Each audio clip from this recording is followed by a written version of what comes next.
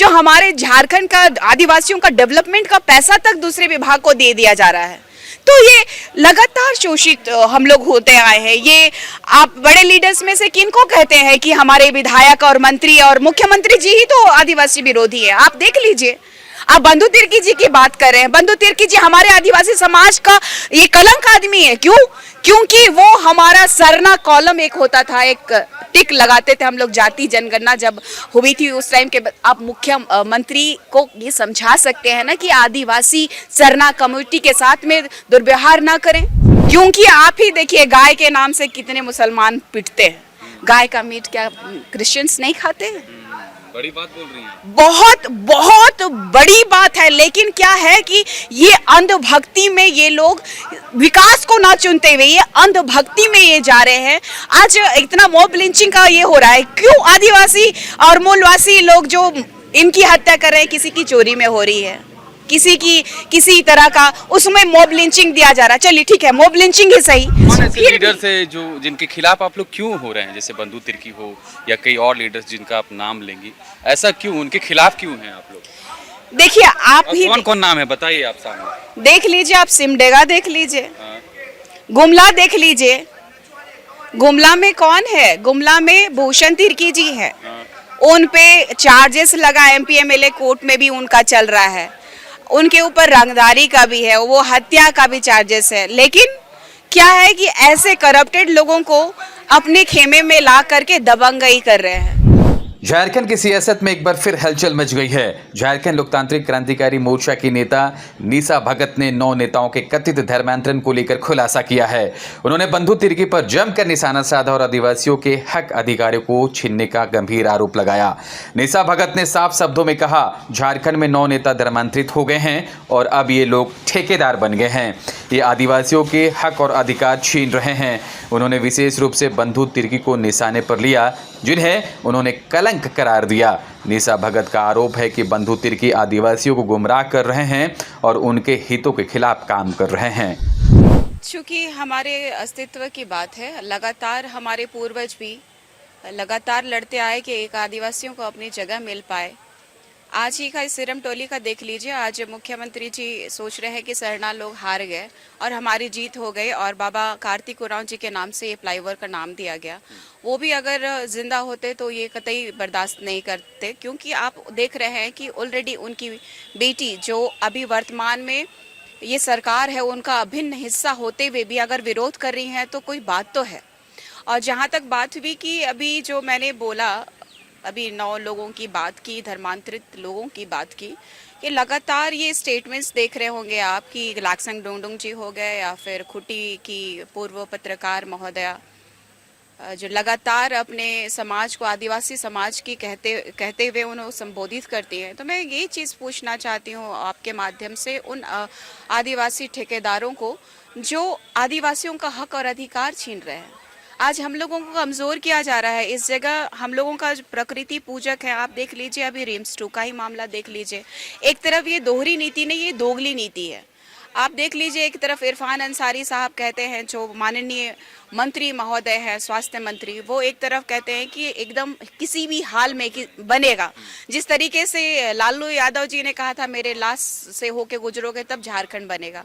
तो ऐसी हठ धर्मिता और ऐसे जो समाज को अलग करके एक तरह से बयान दे रहे हैं कि एकदम किसी भी हालत में बनेगा। और दूसरी तरफ उन्हीं के सरकार के हमारे समाज कहे जाने वाले, आदिवासी समाज कहे जाने वाले लीडर जो है बंधु तिर्की जी, जो लगातार अपनी राजनीति को गरमाए रखते हैं शब्दों के माध्यम से, धरातल पे काम तो है नहीं उनका।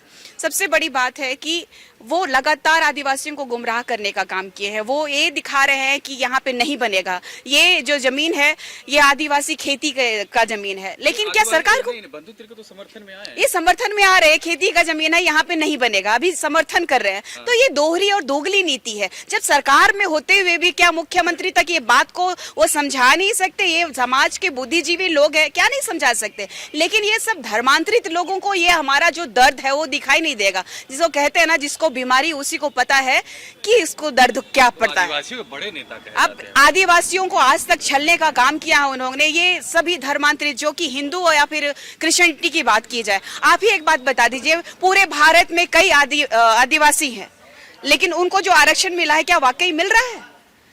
धर्मांतरित लोग ही इसका लाभ उठा पा रहे हैं। अगर हिंदू, मुस्लिम, सिख, ईसाई का कॉलम अगर दिया गया है, जब सबकी अपनी कॉलम है, तो फिर हमारे हक और अधिकार को ये लोग क्यों छीन रहे हैं? ये दुर्भाग्य का विषय है कि लगातार हमारे लोगों को गुमराह करने का काम कर रहे हैं। जो शिक्षा मिलनी चाहिए, जो स्वास्थ्य व्यवस्था मिलनी चाहिए, जो विकास होना चाहिए झारखंड का, जो हमारे झारखंड का आदिवासियों का डेवलपमेंट का पैसा तक दूसरे विभाग को दे दिया जा रहा है। तो ये लगातार शोषित हम लोग होते आए हैं। ये आप बड़े लीडर्स में से किनको कहते हैं कि हमारे विधायक और मंत्री और मुख्यमंत्री जी ही तो आदिवासी विरोधी है? आप देख लीजिए। आप बंधु तिर्की जी की बात कर रहे हैं। बंधु तिर्की जी हमारे आदिवासी समाज का ये कलंक आदमी है। क्यों? क्योंकि वो हमारा सरना कॉलम एक होता था, एक टिक लगाते थे हम लोग। जाति जनगणना जब हुई थी उस टाइम के आप मुख्यमंत्री को ये समझा सकते हैं ना कि आदिवासी सरना कम्युनिटी के साथ में दुर्व्यवहार ना करें। सबसे ज्यादा तो बुड़बक यहाँ पे मुसलमान हो रहे हैं, क्योंकि आप ही देखिए गाय के नाम से कितने मुसलमान पिटते हैं। गाय का मीट क्या क्रिश्चियंस नहीं खाते हैं? बड़ी बात बोल रही हैं। बहुत बहुत बड़ी बात है। लेकिन क्या है कि ये अंधभक्ति में ये लोग विकास को ना चुनते हुए ये अंधभक्ति में ये जा रहे हैं। आज इतना मॉब लिंचिंग का ये हो रहा है। क्यों? आदिवासी और मूलवासी लोग जो इनकी हत्या कर रहे हैं, किसी की चोरी में हो रही है, किसी तरह का उसमें मॉब लिंचिंग दिया जा रहा है। चलिए ठीक है, मॉब लिंचिंग ही सही। आपकी सरकार है, कभी पूछा है आपके सरकार से कि मॉब लिंचिंग क्यों हो रहा है इतना? आपके समाज के लिए कभी किसी ने किया है क्या? सिर्फ और सिर्फ ये लोग वोट बैंक ये करते हैं, ये लोग इस्तेमाल कर रहे हैं। ये मुसलमान लोग भी काफी बोका प्रवृत्ति का लोग है।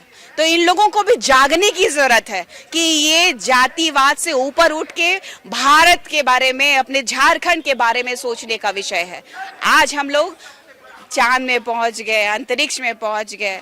आज हम लोग जो जब भारत आजाद हुआ था तो महिलाएं बाहर नहीं थी। महिलाएं पढ़ लिख करके आज आसमान छू रही हैं। आज कौन ऐसे लीडर से जो जिनके खिलाफ आप लोग क्यों हो रहे हैं, जैसे बंधु तिर्की हो या कई और लीडर्स जिनका आप नाम लेंगी, ऐसा क्यों, उनके खिलाफ क्यों हैं आप लोग? देखिए, आप ही कौन कौन नाम है बताइए आप सामने। देख लीजिए, आप सिमडेगा देख लीजिए, गुमला देख लीजिए। गुमला में कौन है? गुमला में भूषण तिर्की जी है। उन पे चार्जेस लगा, एमपी एमएलए कोर्ट में भी उनका चल रहा है। उनके ऊपर रंगदारी का भी है, वो हत्या का भी चार्जेस है। लेकिन क्या है कि ऐसे करप्टेड लोगों को अपने खेमे में ला करके दबंगई कर रहे हैं। आपने देखा होगा कि ये जितने भी एक हिंदू, मुस्लिम, सिख, ईसाई है ना जी कॉलम, हाँ, तो फिर ऐसे एक पूरे भारत में क्यों नहीं निकाल देना चाहिए कि जितने भी किसी भी समुदाय, किसी भी जाति के गरीब गुरबा, उन्हीं को सिर्फ आरक्षण मिलना चाहिए। जब एक धर्म विशेष के लोगों को, एक प्रकृति में आस्था के लोगों को अगर एक आरक्षण मिला है हर समुदाय में आगे बढ़ने के लिए, कोर्ट का प्रस्ताव तो भेजा गया है ना मैडम यहाँ। देखिए, ये केंद्र का विषय है। लेकिन सबसे बड़ी बात है, लगातार आपकी मीडिया को भी मैंने कहा है कि ये जो कांग्रेस है ना, कांग्रेस ने ही हमारे आदिवासी धर्म कोड को हटाया था 1961 की जनगणना में। तो आज ये किस आधार पे ये, आप बताइए, पूरे भारत में क्या सिर्फ सरना लोग हैं? आप चले जाइए राजस्थान, आप किसी भी दूसरे स्टेट में जाइए तो अलग अलग प्रजाति की, यहीं पे 32 शैलियां हैं। आप ही बताइए कि उरांव है, मुंडा है, हो है, सरना ही यहाँ पे झारखंड का ही सिर्फ एक सरना कोड क्यों लागू? आदिवासी धर्म कोड क्यों नहीं?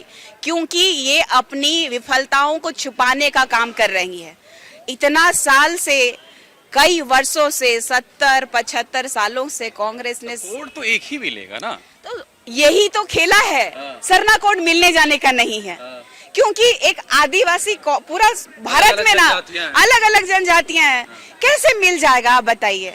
और कहते हैं ना लोग कि धर्मांतरित लोग, धर्मांतरित। अरे इतने धर्मांतरित 9 विधायक होंगे, लगा अभी वर्तमान में 9 विधायक होंगे। अपना ये लोगों को लाज शर्म भी नहीं लगता है। ये लोग आदिवासी की कुंडली मार के जनता जानना चाहती है, बताइए। आपको तो मैंने बताया, आप देख लीजिए कि सिमडेगा है, गुमला है, ऐसे कई विधायक है यहाँ पे। और वर्तमान में जो विधायक है हमारे चमरा लिंडा जी, उनको भी देख लीजिए कि क्या कर रहे हैं। अभी खिजड़ी ही देख लीजिए, राजेश कच्छप जी है।